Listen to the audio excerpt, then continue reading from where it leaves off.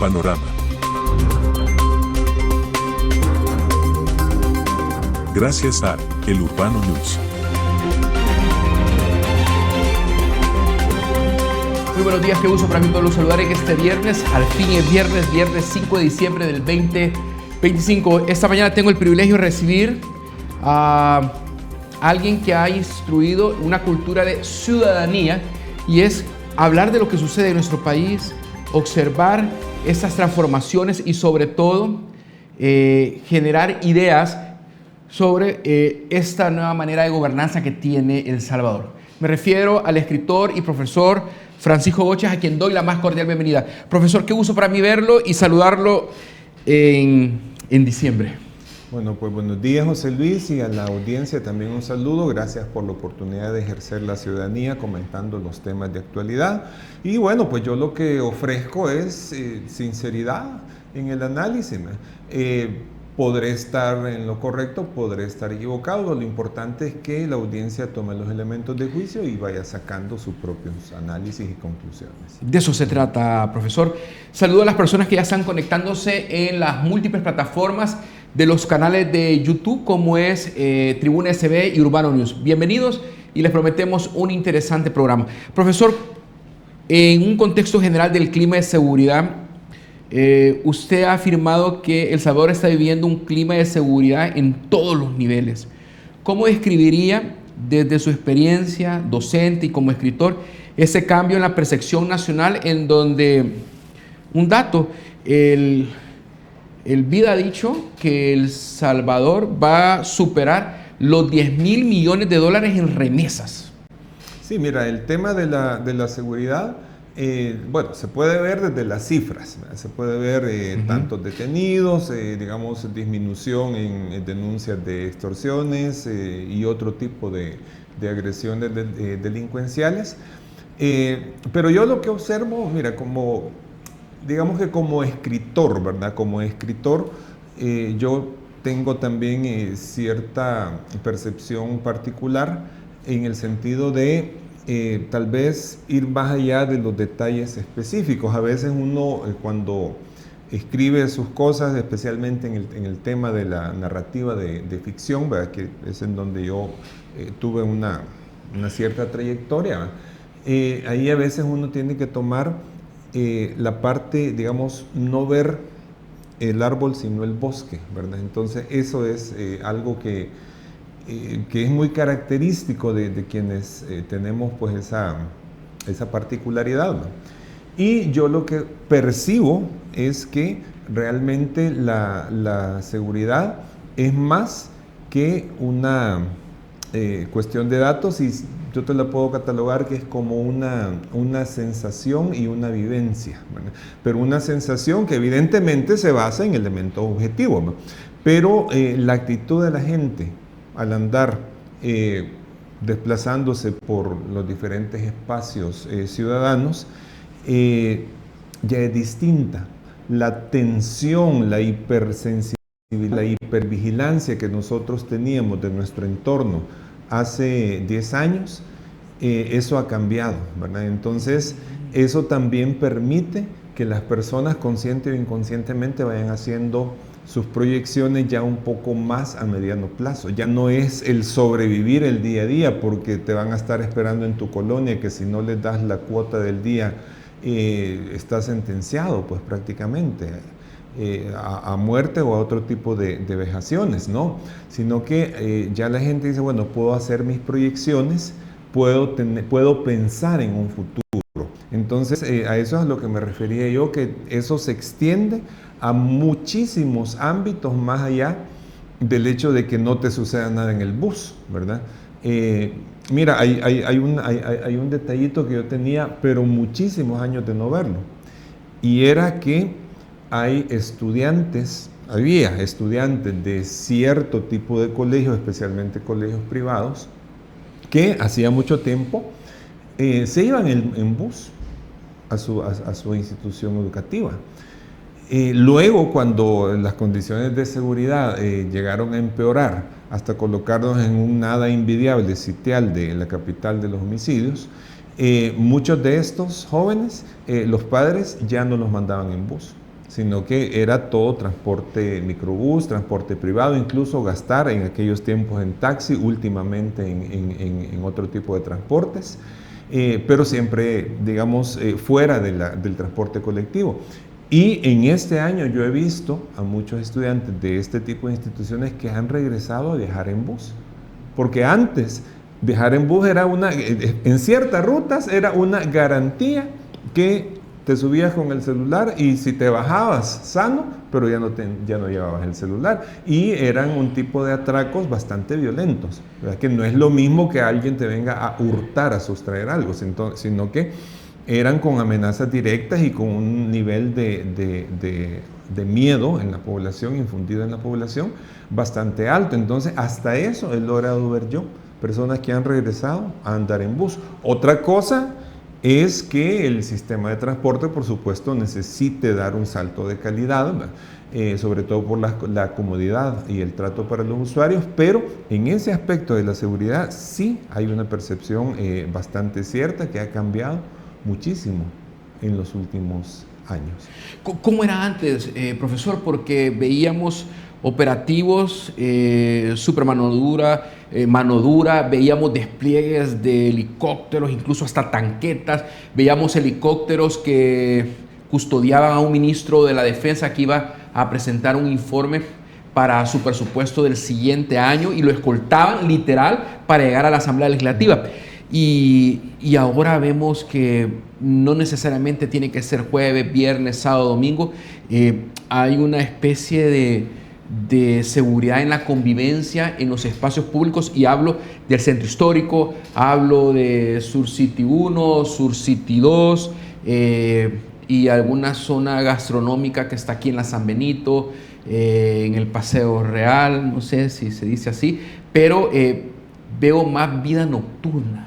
No sé si por la temporada o por esta llegada de artistas, pero lo que pasó en San Miguel, 2 millones de personas toparon el estadio Charlet y estuvieron sobre la calle Roosevelt.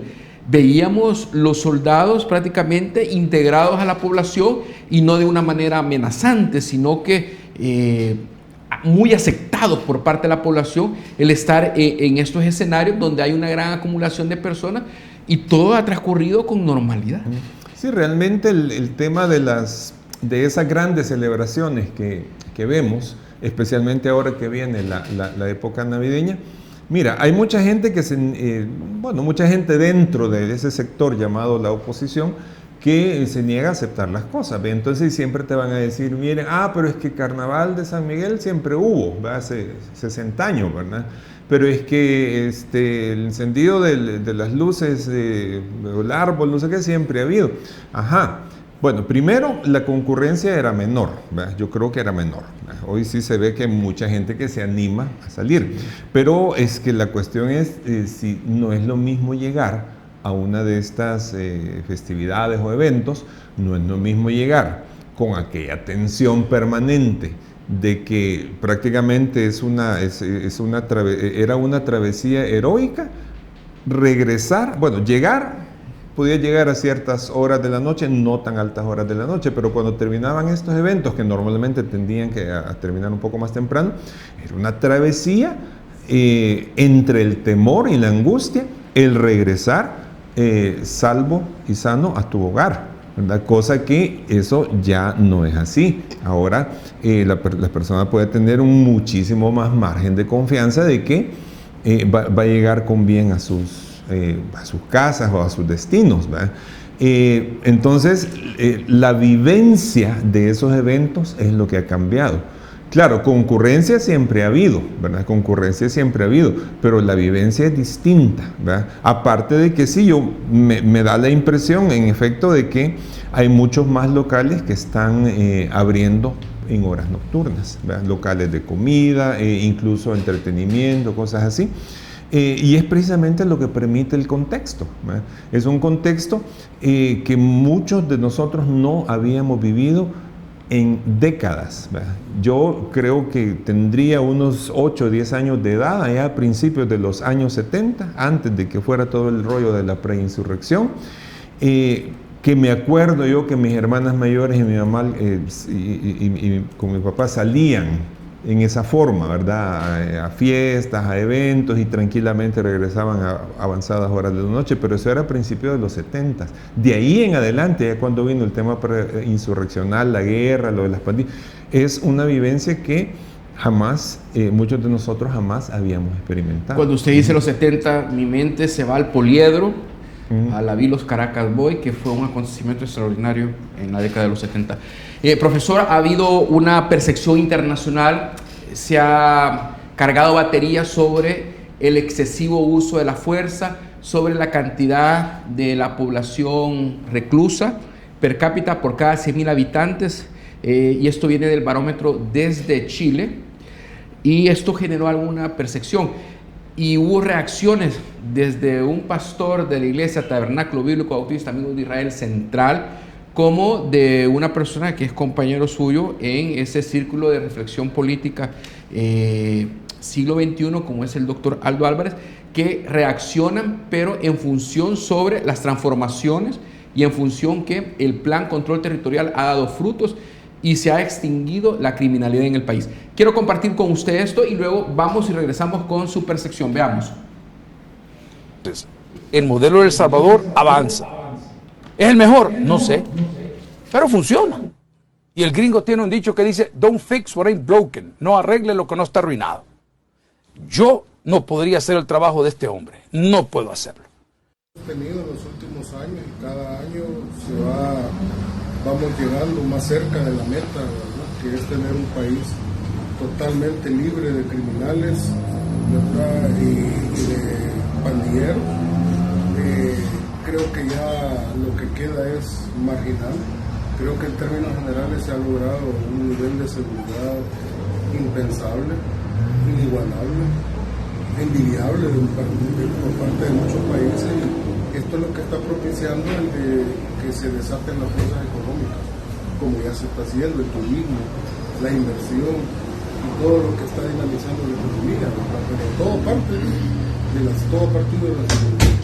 Así que yo me siento feliz de ver que esto está haciendo que la gente pueda vivir en un mejor. Así esas opiniones, estimado profesor. No sé qué reacción tiene porque parece ser un contraste o doble cara. ¿Por qué? Porque por un lado está lo que ha sido la prórroga número 45 del régimen de sección y por otro los que votan en contra, los que no votan y los que se mantienen con aquella frase de libérenlo ya. Bueno, mira, primero yo creo que desde el exterior, en algunos círculos de ONGs y sectores interesados, se maneja mucho de que, como un dato escandaloso, que El Salvador tenga una altísima, creo que es la tasa más alta a nivel mundial, de encarcelamiento por cada 100.000 habitantes. Pero aquí es donde viene la falacia.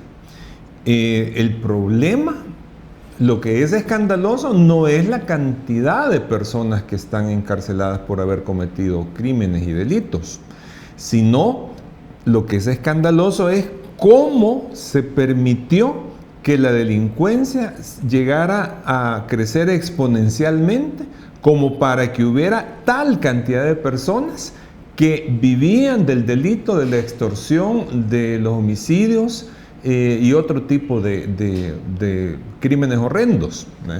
Entonces, pongámoslo en un símil, en una comparación, en una analogía. Pues imagínate que tú en tu casa tienes un jardín de unos 50 metros cuadrados y por descuido, por desidia, dejas durante un solo año que en ese jardín prospere la mala hierba, prosperen alimañas, prosperen plagas, etc. Dejaste abandonado completamente tu jardín y permitiste que ahí se instalaran todo tipo de cizañas, incluso de algunas alimañas también venenosas. Pues entonces resulta que viene otra persona y te dice, mira, has dejado abandonado tu jardín y te obliga a hacer limpieza. Pues entonces te vas a tardar una semana en hacer una limpieza y vas a sacar no una, no dos, no tres, no cuatro, no cinco, vas a sacar 20, 30 probablemente bolsas de mala hierba, de todo tipo de cosas que no quieres tener ahí. Entonces, de ahí va a resultar que ¿cómo vas a culpar al que vino a hacer limpieza y no al que dejó que prosperara toda esa situación dañina, ¿verdad? Entonces, esa es la falacia. La falacia es venir y decir, el gobierno de Bukele ha encarcelado a 90,000 pandilleros. Qué malo es el gobierno. No, que mire, los que causaron el daño son los que dejaron que estas pandillas prosperaran y los empoderaron. Entonces, claro, el que tiene que venir a hacer, a poner orden, pues por supuesto que va a tener que cargar con esa responsabilidad. Pero esa es una falacia grandísima que cometen sobre todo desde el extranjero y los que no conocen lo que ha sido la realidad digamos, de prácticamente digregación, desarticulación social y degradación social que vivimos durante esos 30 años de la posguerra, más 20 antes de la finalización del conflicto, que fueron 10 de la guerra y otros 10 de la preinsurrección, ¿verdad? Entonces, yo creo que ahí hay que tener mucho cuidado con este tipo de afirmaciones porque son falacias y no creo que sean inocentes, sino que yo creo que son bastante malintencionadas con el propósito de detener y revertir el logro de seguridad que se ha tenido. Ahora, una palabra sobre aquellas personas que erróneamente han sido detenidas. Esto es algo que lo habíamos hablado en varios programas tuyos. Sí, señor. Y yo te digo, sí existen errores. Esto ha sido reconocido por las autoridades mismas. Recientemente el Procurador General de la República, que entiendo yo que es el que está, digamos, con este tema de los defensores públicos de oficio, sí. Él mencionaba una cantidad arriba de los 4,000 casos que desde que inició el régimen de excepción, ellos han logrado aclarar esos casos y que se liberen a estas personas. Pero es un proceso judicial que tienen que llevar, ¿verdad? Entonces, de lo que yo siempre digo y te repito, de esos casos puntuales donde se han cometido errores, sean más o sean menos graves, no se puede agarrar la oposición para decir, entonces el plan de seguridad, el plan control territorial no sirve, hay que quitarlo. No, eso es también una manipulación interesada, porque el tema de los errores, y ahí finalizo esta intervención con lo que tú mencionabas, el tema de los errores es lo que supuestamente llevó a esta diputada célebre por una frase recortada que dice libérenlo ya. Ella aclara, y eso lo supimos desde un principio, ¿verdad? Que ella supuestamente cuando dijo libérenlo ya se estaba refiriendo a los inocentes, ¿verdad? Y cuando se ve todo el segmento, pues en efecto a eso se estaba refiriendo. Pero ahí tenemos dos problemas. Uno es que es muy fácil decir liberen a los inocentes, pero ¿cómo vas a saber quiénes son esos inocentes? Tenés que pasar por un proceso judicial. Eso lleva cierto tiempo y requiere de pruebas de descargo, requiere de cierto tipo de evidencias. Entonces es muy fácil tirar a nivel general un libérenlo ya, pero lo más grave es que esa persona y ese partido, concedamos que en efecto es una manipulación propagandística lo de libérenlo ya.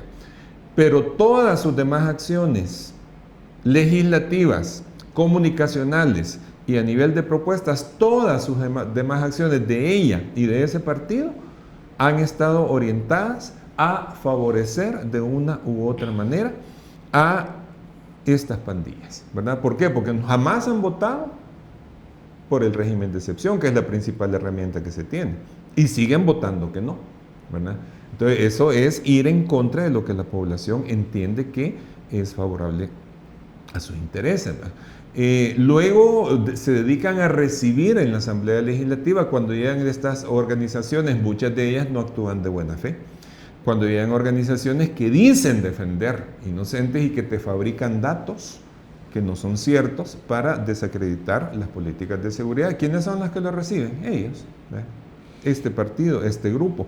¿Cuáles son sus propuestas? Quitar el régimen y en el fondo la gente teme, con bastante justificación creo yo, que si tuvieran el poder de hacerlo, estas personas harían todo para liberar a la mayoría de los que están detenidos por asociaciones ilícitas por pertenencia a pandillas. Entonces, ahí es un error estratégico y un error de concepto, pero la verdad es que la gente asocia el libérenlo ya con una defensa de pandilleros porque todas las demás acciones de ese partido concuerdan con esa narrativa. Entonces, ahí no es culpa de la gente, ahí es culpa de quienes han producido esas conductas. Cuando se cita este partido Vamos en la Asamblea Legislativa y en los últimos días la diputada Claudia Ortiz ha externado su disponibilidad de cara al 2027, ya sea a una candidatura presidencial o a una candidatura para la reelección como diputada, en un legítimo derecho a poder participar de las próximas elecciones a partir del principio que le concede la libertad que ahora está en nuestro país. Es muy válido esto, ¿no? Y que lo externe públicamente sustenta todo su trabajo y la acumulación de acciones en función de un objetivo.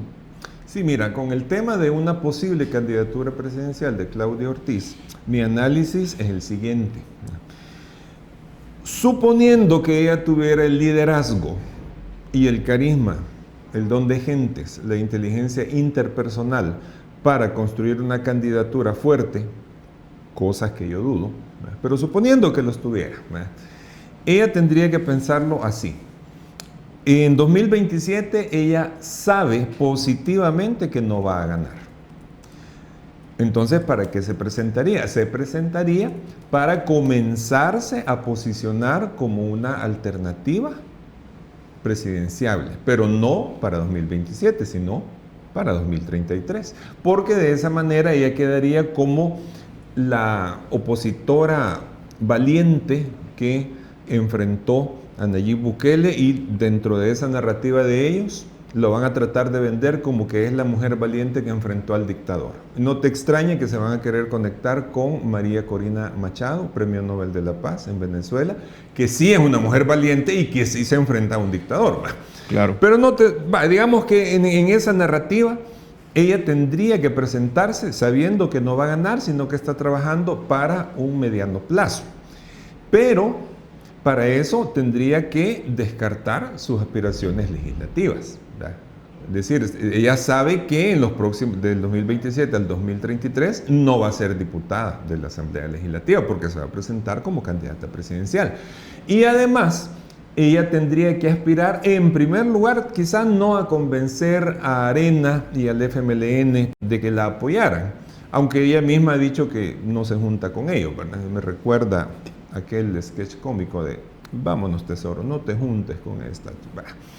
Pero digamos que a quienes tendría que aspirar a convencer, en primer lugar, no son a los votantes de Nuevas Ideas, no es a la gente que apoya al presidente Bukele, es a los que todavía votan por Arena y por el FMLN. Entonces, eso les serviría, en teoría, para lograr más diputados para el partido Vamos, pero ¿a costa de quiénes? A costa de Arena. Y a costa de los votos, aunque no tiene diputados, pero los votos que sacó el FMLN. Entonces, esa visión no sé si la van a lograr tener, porque requiere el sacrificio de dejar de ser diputada. Una valentía, una audacia. Requiere el sacrificio de ponerse a trabajar en un proyecto para 6 años, ¿verdad? Y requiere también una estructura partidaria que Vamos no tiene. No se te olvide que Vamos a un partido que se presentó a las elecciones legislativas en 5 de 14 departamentos. O sea, eso quiere decir que hay 9 departamentos en donde Vamos no existe y muchísima gente no sabe nada de quién es Claudia Ortiz, excepto por las frases que ya le conocemos, ¿verdad? Además, el tema del carisma y el tema del liderazgo, digamos que yo tengo mis dudas porque son personas que cuando le hablan a la gente humilde, bueno, a la gente humilde y a cualquier otra gente lo hacen así con cierto desdén, ¿verdad? Incluso a nivel de gestos. Yo lo he dicho en un sentido figurado, pero es cierto, hay gente que hasta en el color de piel se nota que no se asolean, ¿verdad? Y que cuando han intentado hacerse pasar por populares, por gente campechana y todo, no les luce. Es que no concuerda. Pero bueno, si lo quisieran hacer, esa tendría que ser una estrategia, pero que ella está esperando que solo por pedirlo vaya a venir el FMLN y Arena y decirle, vaya, sí, le vamos a dar todo nuestro apoyo, usted lidere la oposición, las cosas no se construyen así, ¿verdad? Aparte de las rencillas que hay en los mismos círculos opositores, ¿verdad? Que hay gente que no se soporta entre sí. Comprendo. Bueno, de todo al cara al 2027. Vamos a hacer nuestra primera pausa. Cuando volvamos, giramos la mirada al Frente Farabundo Martí para la Liberación Nacional, cuando a principios de semana vemos a una Lorena Peña activa en las mesas que fueron parte de los observadores en las elecciones celebradas en Honduras el pasado domingo, pero al cabo de 2 días la vemos en La Habana gritando consignas en pro de los derechos de las mujeres de Palestina. ¿Qué pasó con el FMLN? ¿Qué pasa con la gente histórica de este partido político? ¿Cambian la narrativa? ¿Giran la mirada a Medio Oriente y enfilan baterías en pro de la comunidad palestina? Volvemos. Con Bilance Pyme te brindamos gestión de ventas, compras, facturación electrónica, proveedores, clientes e inventario. Facilita la administración de tu empresa con Bilance. La ciudad cuenta tu historia y nosotros la iluminamos, llevando tus mensajes a cada rincón. Nuestro equipo trabaja con pasión y compromiso para que tu marca brille y se conecte de una manera única con las personas. Cada mensaje que compartimos es un reflejo de nuestro esfuerzo para dar vida a tu identidad. Urban City Media, el poder de la imagen urbana que conecta contigo.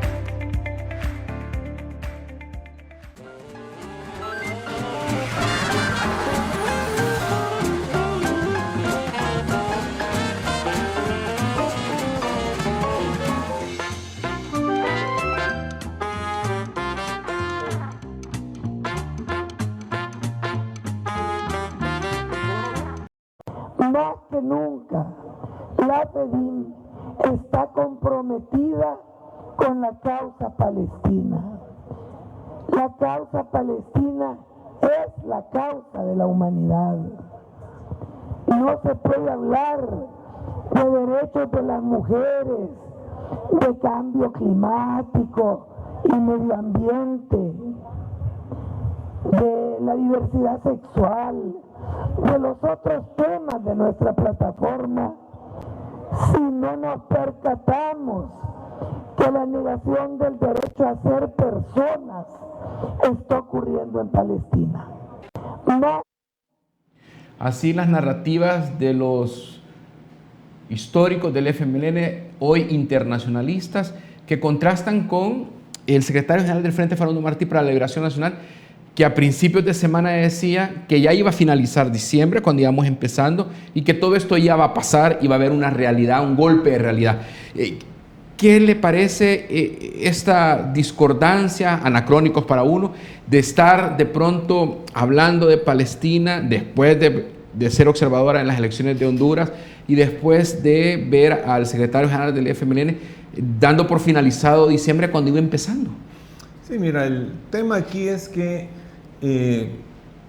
hay digamos, una fuerte carga ideológica de personas que durante toda su vida han sostenido, por lo menos a nivel teórico, han sostenido una ideología marxista, socialista, comunista, progresista, bueno, ponle todos los calificativos que quieran, pero que llegada a cierta edad, si han vivido así durante toda su vida, con ese discurso, es muy difícil que estén en la disposición de aceptar que se han equivocado o que han estado abrazando una causa que no es real o que contrasta fuertemente con hechos de la realidad, ¿verdad? En este sentido, a mí me recuerda mucho, hay una canción de el gran músico cubano y a la vez gran defensor del régimen castrista cubano, Silvio Rodríguez. Hay una canción que se llama El Necio y hay un estribillo que describe exactamente lo que les pasa a estas personas. Yo me muero como viví. Un tono reivindicativo. Es decir, sí, con ese discurso estuvieron toda su vida y con ese discurso van a permanecer hasta donde puedan, hasta donde les dé su estancia en este mundo, ¿verdad? Y ese discurso, la verdad es que tiene algunas contradicciones interesantes. Yo ahorita no me quiero meter en el análisis de la cultura islámica porque hay una variedad bastante grande, ¿verdad?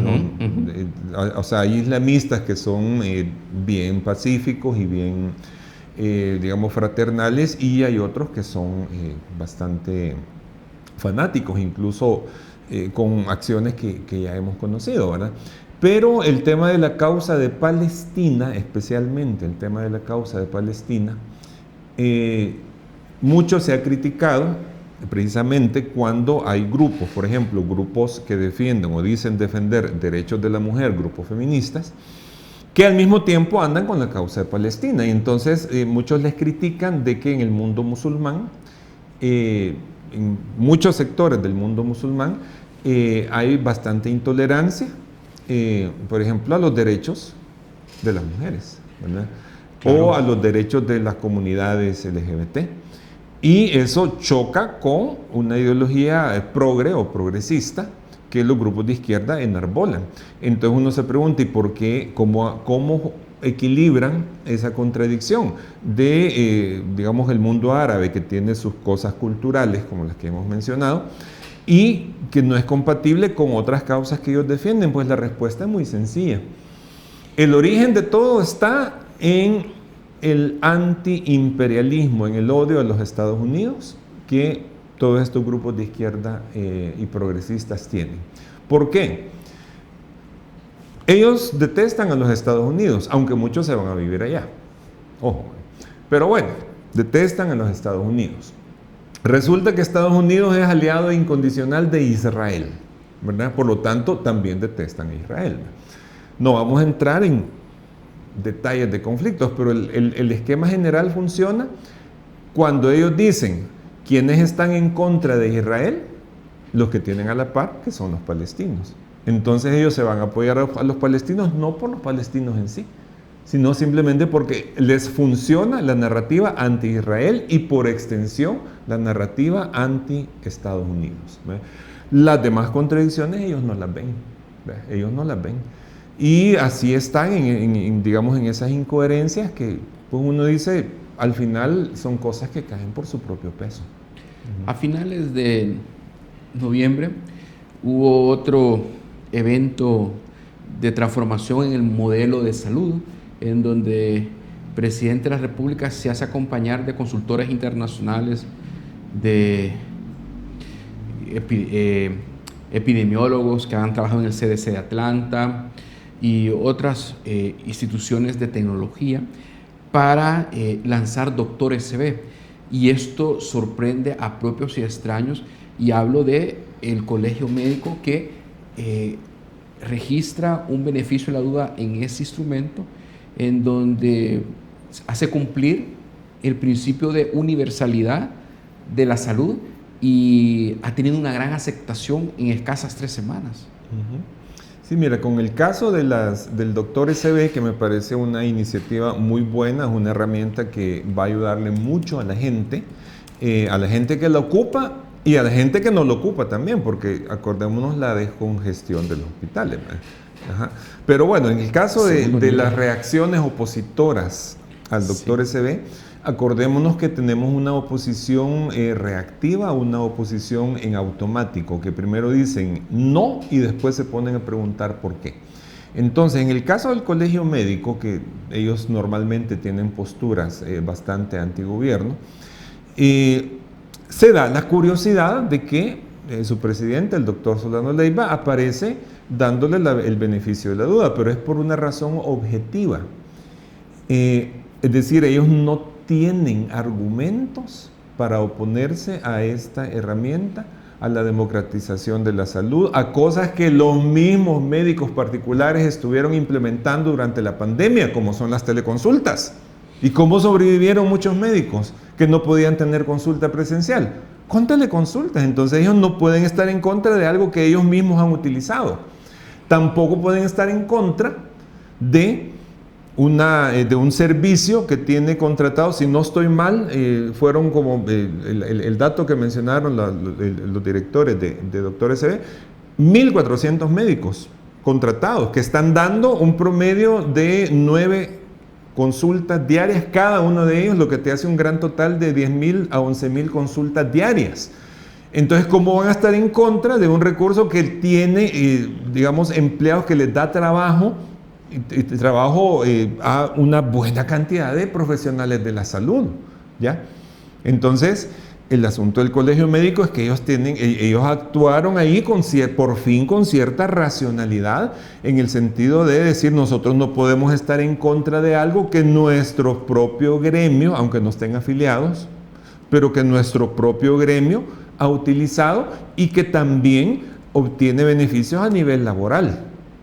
Y que los asociados, como digamos los laboratorios y farmacias que están asociados, pues también están proveyendo de servicios que corren a cuenta del Estado, por supuesto. Entonces el colegio médico actúa, digamos, por una parte la tendencia a decir no, y por otra parte decir, bueno, pero la realidad nos obliga a equilibrar, ¿verdad?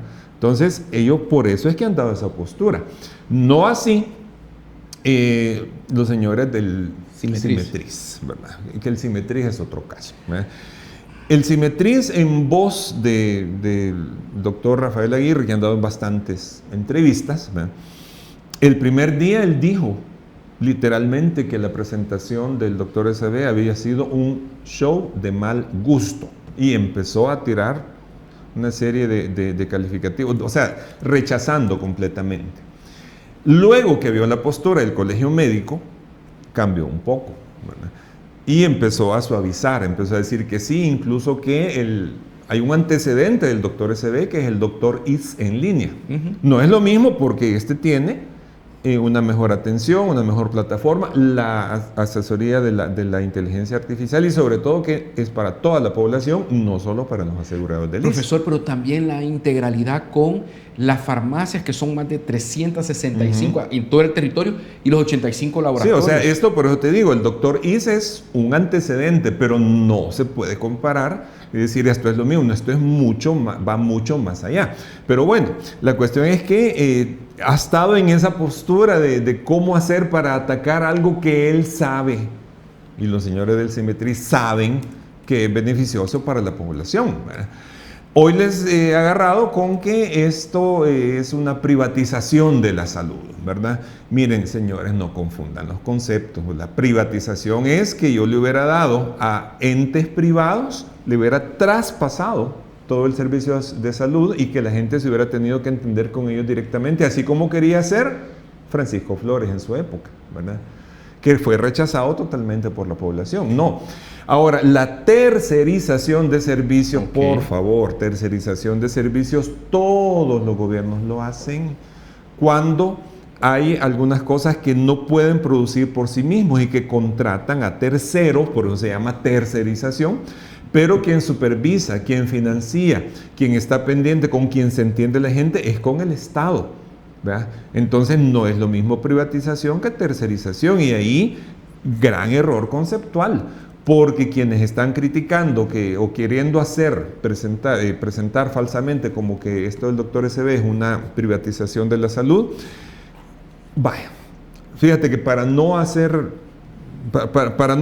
personalizar, el Ministerio de Educación en tiempos del FMLN, imagínate que existiera una universidad que se llamara la Universidad Pedro Pablo Castillo, la UPEPAC, imagínate que existiera eso, y que el Ministerio de Educación tuviera necesidad de hacer unas capacitaciones docentes, y que el Ministerio de Educación no tuviera por sí mismos al personal y los recursos para hacer esas capacitaciones. Entonces viene y se comunica con la Universidad Pedro Pablo Castillo, digámoslo, y les dice, ustedes háganse cargo, vamos a tener un proyecto de cooperación. O sea que el Ministerio de Educación contrata a la Universidad Pedro Pablo Castillo, a la UPEPAC, para que dé esas capacitaciones. Y así sucede durante años. Y ahí pues están los informes, las situaciones que se dieron. Nadie en esa época estuvo hablando de que el gobierno del FMLN estaba privatizando la educación, porque no la estaba privatizando, estaba tercerizando ese servicio. Como es que ahora, con ese mismo esquema, vienen a querer implantar una narrativa falsa de privatización. O sea, por favor, o sea, no nos engañemos y no engañemos a la gente, ¿verdad? Entonces, por ese lado no es la cosa. Sí hay algo que yo creo que sí tenemos que estar bien pendientes, ¿no? Y es precisamente que esto ha comenzado ahora, ha tenido aceptación, ahorita son 10,000 consultas al día, esto va a ir creciendo. Esto va a ir creciendo y la gente ya tiene ese servicio y la gente va a pedir que se le mantenga ese servicio. Entonces lo que por supuesto sí hay que ver es ya la sostenibilidad en el tiempo, ¿verdad? Correcto. Pero que el servicio es muy bueno, lo es, y que ayuda a la gente, la ayuda, y que la gente está experimentando, más allá del cuento que le puedan vender los opositores, la gente está experimentando y da testimonios muy favorables, tanto en salud física como en salud mental, y ojalá en nutrición, porque en la nutrición está la clave para prevenir muchas enfermedades que se hacen crónicas y que después son incurables y tienen un costo enorme a todo nivel. En primera infancia. Es clave esa atención y sobre todo toda la atención que hay en los primeros años de vida, en donde los niños prematuros tienen ahora sí una medicina a su alcance para poder desarrollar todos sus órganos de una manera aceptable y con los medicamentos adecuados. Y yo creo que esta es una apuesta, mira, esta es una apuesta valiente por parte del gobierno. ¿Por qué te digo que es valiente? Porque ahorita ya está, entiendo yo, que ya está el financiamiento para este año y para el próximo, ok. Pero ahorita la gente está teniendo ese recurso. A la gente se le está devolviendo, no se le está regalando, no se le está dando algo de caridad, se le está devolviendo algo que proviene de los impuestos y la actividad económica, ¿verdad? Ok, pero la gente, una vez obtenido ese beneficio, esa prestación, la gente asume que ahí va a estar, ¿verdad? Es decir, esto no es una cosa que en 2 años pueda venir a decir, pues entonces ahora ya no vamos a desactivar el doctor SB, como quisieran algunos opositores, que de hecho hace un par de días apareció uno de ellos, activista del FMLN, pronosticando que solo iba a durar 1 año. Es correcto. Ajá. Es que las personas tienen en este momento claridad de lo que se está trabajando, porque fue en el mes de octubre que se aprobó con dispensa de trámite un refuerzo presupuestario de $11 millones para la telemedicina. ¿Qué es esto? Así es, y esto ya en el tiempo va a quedar ahí. Entonces el gobierno, él mismo se está poniendo la vara alta, el mismo gobierno. Y si se está poniendo una autoexigencia así, es porque sabe que tiene que buscar la manera de que sea sostenible y que el recurso se mantenga de aquí en adelante. Ajá. No como quisieran algunos que ver fracasar este tipo de cosas en 1 o en 2 años. Perfecto. No va a ser así. De acuerdo. Vamos a la última pausa. Cuando volvamos, retomamos un poco sobre lo que está pasando con las exportaciones. Ya hay proyecciones del cierre 2025. Los números son bastante alentadores y también vamos a hablar de este encuentro a nivel pues del hemisferio que desarrolló el BID el fin de semana, que tenía que ver con emprendedores con los fondos GAT financiados por el BID, en donde tuvo un protagonismo el ministro de Hacienda y Gerson Posada hablaba de datos relevantes en torno a la recaudación fiscal. Volvemos. Con Bilance Pyme te brindamos gestión de ventas, compras, facturación electrónica, proveedores, clientes e inventario. Facilita la administración de tu empresa con Bilance. La ciudad cuenta tu historia y nosotros la iluminamos, llevando tus mensajes a cada rincón. Nuestro equipo trabaja con pasión y compromiso para que tu marca brille y se conecte de una manera única con las personas. Cada mensaje que compartimos es un reflejo de nuestro esfuerzo para dar vida a tu identidad. Urban City Media, el poder de la imagen urbana que conecta contigo.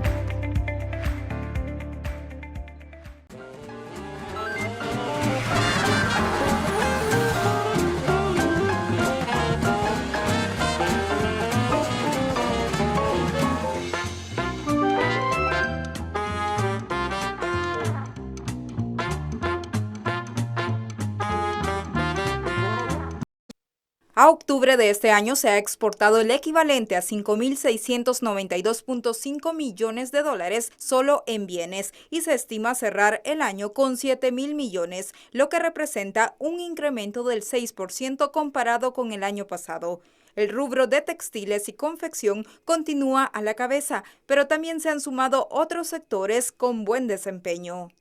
Alimentos, productos plásticos, productos de cartón, productos farmacéuticos, productos para la construcción. A eso hay que sumarle los servicios, que han tenido una dinamización histórica. En servicios no, en servicios se ha disparado, es el 50% más. En servicios fueron 3.500 millones de dólares en el primer semestre.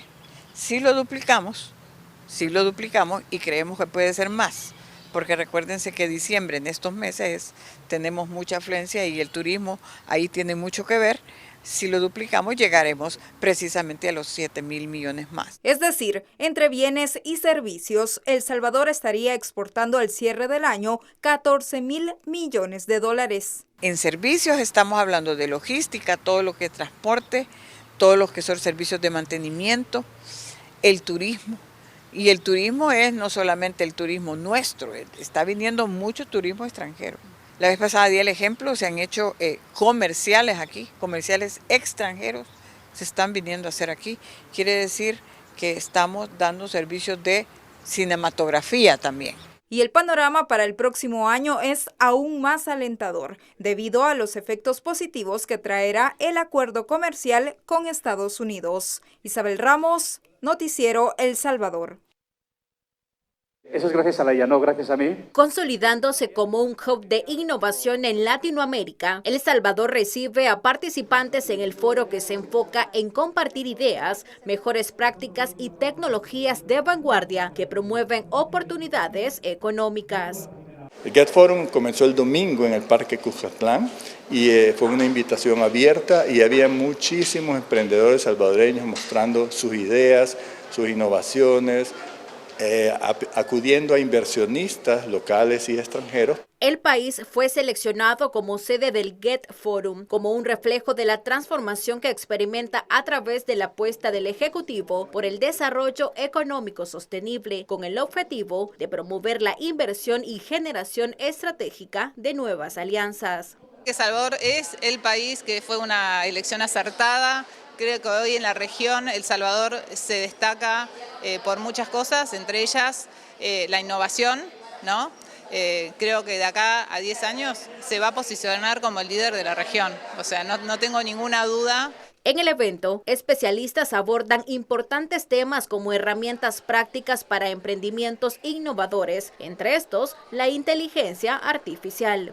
Y aquí en El Salvador podemos ver que se encuentran actores claves como lo son inversionistas, como lo son emprendedores, actores de gobierno y actores claves que no solamente promueven la innovación, sino que también apoyan a que esto sea algo tangible. Y este factor ha sido clave para conectar no solamente con empresas, sino también para conocer un poquito más del ecosistema. La actividad de talla internacional fue organizada por el trabajo en conjunto entre el gobierno de El Salvador, el Banco Interamericano de Desarrollo y Grupo Agrisal, a lo largo de 3 días. Sujei Flores, Noticiero El Salvador. Así los indicadores económicos moviéndose, siendo punto referente a nivel latinoamericano con estos fondos GATT que impulsa el BID y el país como sede, profesor. Sí, bueno, primero con el tema de las exportaciones. Yo ahí sí quisiera comentar algo. Mira, a mí me parece que las exportaciones, digamos, si hay una empresa que ya tiene sus clientes, ¿verdad?, fuera del país y estos clientes de repente le comienzan a pedir más producto, bueno, ahí tiene una explicación, pero resulta que hay muchas empresas que ofrecen bienes y servicios que se tienen que construir su mercado afuera del país, ¿verdad? Entonces, ahí hay dos factores a tener en cuenta. Primero, si tú vienes de un país con una pésima imagen a nivel de seguridad, a nivel de criminalidad, a nivel de inestabilidad política, eso te va a crear dificultades, o sea, te abre menos puertas o te cierra probablemente algunas puertas. Entonces el cambio de imagen del país también es un incentivo subjetivo que puede estar pesando en el aumento de cierto tipo de exportaciones. Pero también hay otra situación. El que va a exportar tiene que invertir capital acá para producir esos bienes y servicios que son los que va a exportar. Y ahí donde viene el tema de que si no hay confianza en el contexto, la gente no se va a animar también, el empresario no se va a animar a invertir para exportar. Entonces, el aumento de las exportaciones yo creo que hay que verlo también como un resultado de la mejora de indicadores en todos los ámbitos del país. Y con el aspecto de la tecnología, mira, yo te soy sincero, hay muchísimos, digamos que yo, por mi profesión, he tenido que ir aprendiendo tecnología a pasos acelerados. Sin embargo, llega un momento en que yo siento que la tecnología me desborda, porque hay muchas cosas de las que se están haciendo. Por ejemplo, a mí me costó muchísimo entender la tecnología que está detrás del Bitcoin. Y todavía me cuesta manejarlo, ¿verdad? Tecnologías de inteligencia artificial, aunque es fascinante ponerse a ver los resultados, pero pensar en todas las posibilidades que tiene la inteligencia artificial y las aplicaciones que tiene la inteligencia artificial, me desborda.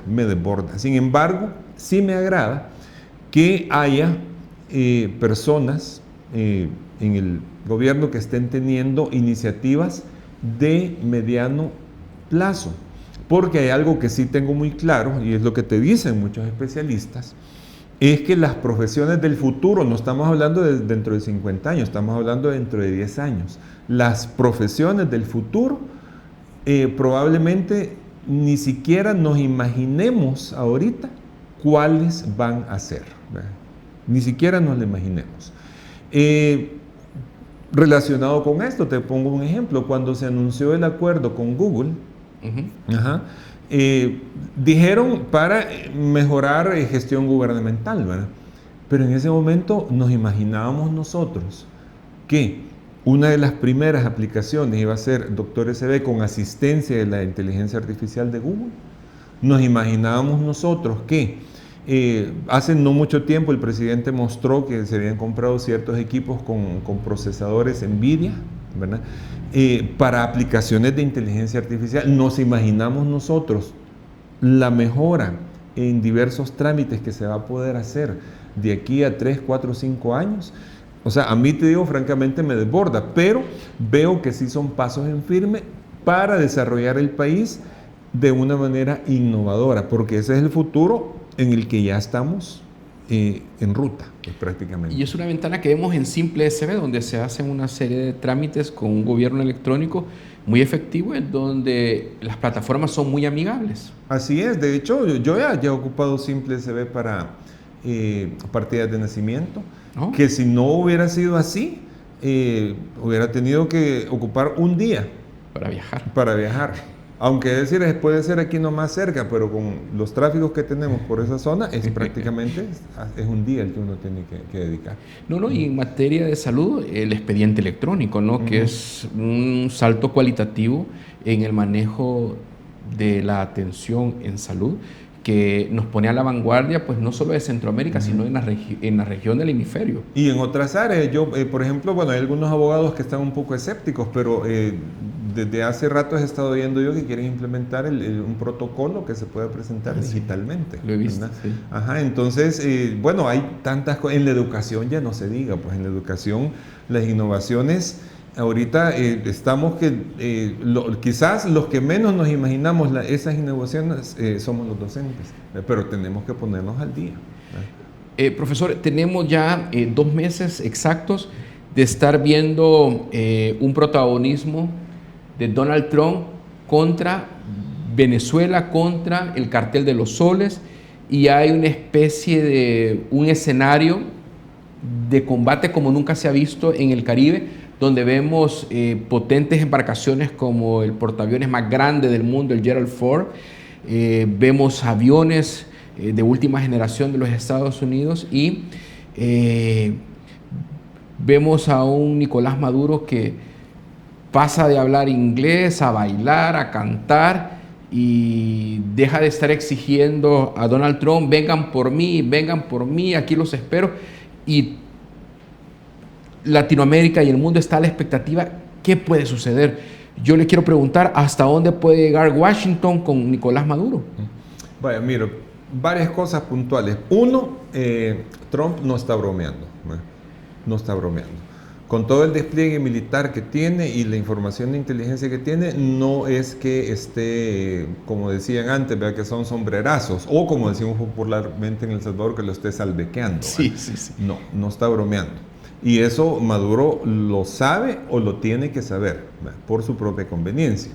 Ahora, segundo, ¿cuál es el interés de los Estados Unidos? Mira, es un tema geopolítico, porque si Estados Unidos le permite a Maduro que se salga con la suya después de haberse robado las elecciones, lo que vas a tener ahí es presencia de Irán, presencia de Rusia y también un poco presencia de China, en una forma en que no se ha visto hasta ahora. Sí ha habido colaboraciones, acuerdos, etcétera, pero en su desesperación Maduro le va a abrir las puertas.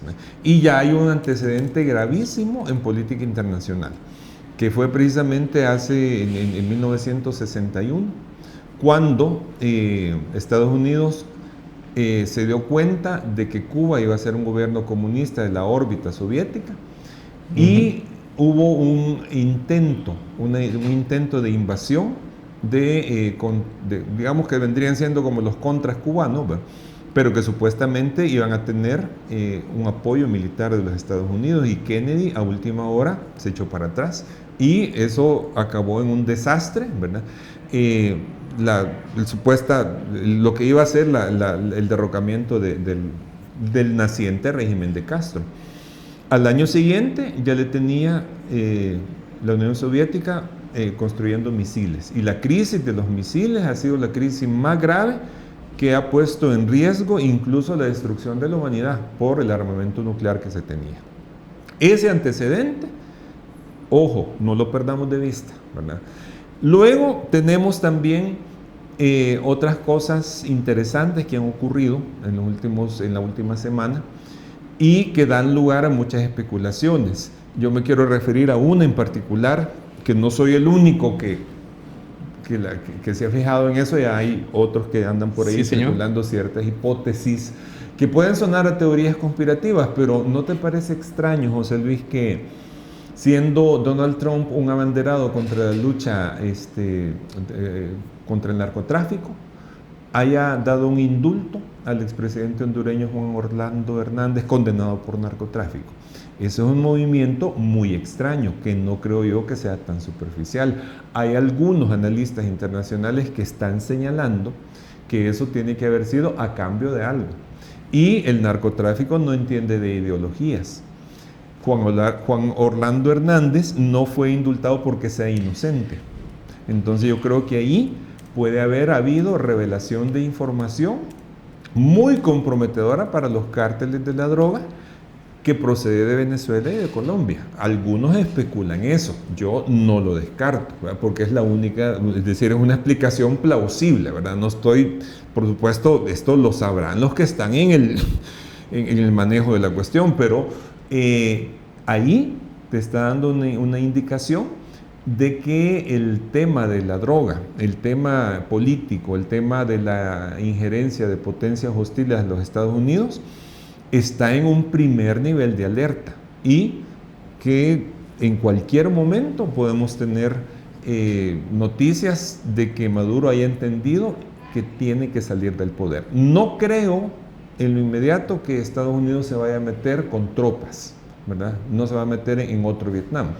Pero la tecnología que tienen para extraer a quien ellos quieren extraer, esa es otra cosa. Operaciones encubiertas están autorizados. Esa es otra cosa. Y también que Maduro no puede confiar en su círculo, porque a la hora de las horas, no se te olvide que hay una recompensa de varios millones de dólares. Se incrementó esta semana a 50. Ajá, así es. Gracias, profesor, por la oportunidad que nos ha dado esta mañana de ponernos en contexto sobre estas teorías que se están dando. Incluso se menciona también que Donald Trump quiere ir contra Colombia, contra México, porque México es el mayor productor de fentanilo, con los reactivos que vienen desde China y otra serie de problemas que esto genera en los Estados Unidos.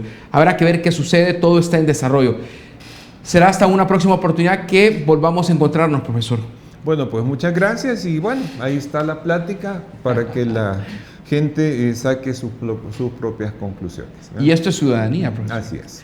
Gracias a ustedes por esa fiel sintonía. Vamos y comparto con ustedes algunas declaraciones en los últimos días que ha dado Donald Trump y cómo se ha hecho esta expectativa tanto desde Washington como desde Caracas y también Bogotá en torno a esta crisis en el Caribe. Hasta el próximo lunes, muy puntual con ustedes y a las 6 de la mañana les agradezco. Compartan ese contenido, regálenos su like y bienvenidos sus comentarios. Hasta la próxima. Buenos días. Probablemente esa sea la pregunta que ahora mismo se están haciendo la gran mayoría de medios estadounidenses, hasta dónde puede llegar Donald Trump. Y después de que, como comentaba nuestra compañera Ana Bosch, después de que Trump haya vuelto a advertir de que va a haber ataques por tierra en Venezuela muy pronto. De hecho, Trump ha dicho que la forma más fácil de acabar con los narcotraficantes pasa por ataques por tierra y no por mar. Además, Washington está afrontando su primera demanda internacional precisamente por esos ataques en el mar. La familia de un pescador colombiano muerto en uno de estos bombardeos lo ha denunciado a la a la Comisión Internacional de Derechos Humanos. Según la prensa estadounidense, ahora mismo sobre la mesa habría 3 escenarios. El primero pasaría por mantener la presión actual con ataques únicamente por mar. Recordemos que desde septiembre han hundido 21 embarcaciones y han dejado más de 80 muertos. El segundo escenario, y el más probable, según medios como la CNN o el New York Times, pasaría por intervenciones quirúrgicas, como estaba comentando Ana. Sería atacar centros que Washington considera del narcotráfico dentro de Venezuela. Y la última opción, la tercera opción, que sería la más extrema, sería atacar infraestructuras estratégicas, incluyendo petroleras, para desestabilizar así el régimen de Nicolás Maduro. En cualquier caso, esta última opción, que comentábamos que era más extrema, podría conllevar respuesta militar por parte de Venezuela y, por lo tanto, desestabilizar toda la región. En cualquier caso, como decimos, ahora mismo el escenario está completamente abierto. I did.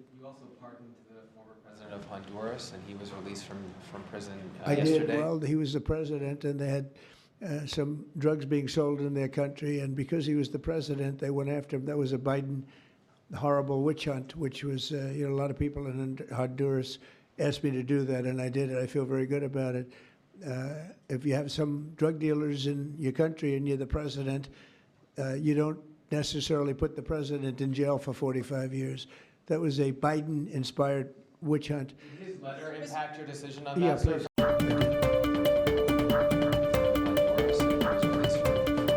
I did. Well, he was the president, and they had some drugs being sold in their country, and because he was the president, they went after him. It was a Biden horrible witch hunt, which was, a lot of people in Honduras asked me to do that, and I did it. I feel very good about it. If you have some drug dealers in your country and you're the president, you don't necessarily put the president in jail for 45 years. That was a Biden-inspired witch hunt.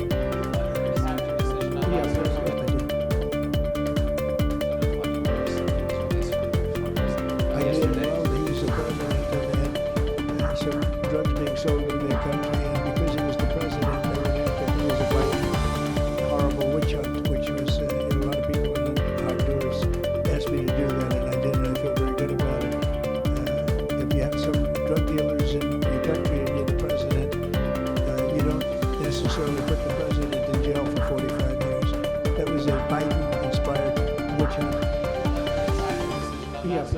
it.